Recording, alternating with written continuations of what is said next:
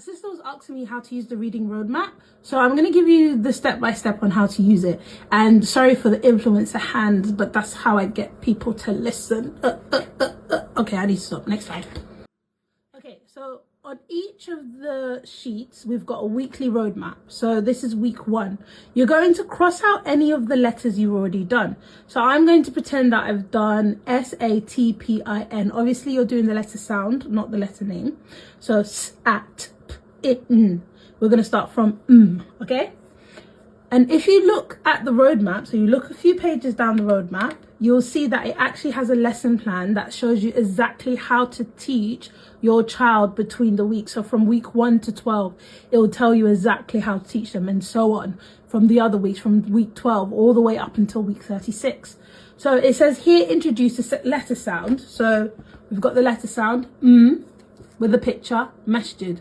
Masjid. And it tells you to write it in the air, so you can write it in the air with your child, masjid, or you can write it like on a carpet, on a window, on a door. It's up to you how you want to do it. The next thing is you're going to look for the letter in different books, bearing in mind that the person using this doesn't have my phonics workbook. Okay, you're going to look for the sound within the book.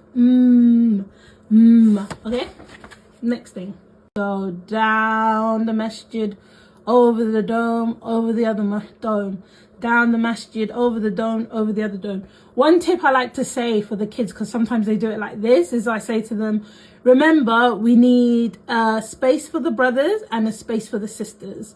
And then when they do it like this, I'm going to say to them, oh, but how's mommy going to find daddy? Because it's too far away. So we're going to try and do it a bit closer. Down the masjid, over the dome, over the other dome. It works really well. It works like a gem. So yeah, masjid. Okay, so the next part will be, and the next part is going to be hands-on learning, as you guys can see here. So it's map. So a simple game, something that you can come up with together. That's basically it. So you can go downwards if you want, and that's kind of a whole lesson within itself, or you can go from left to right.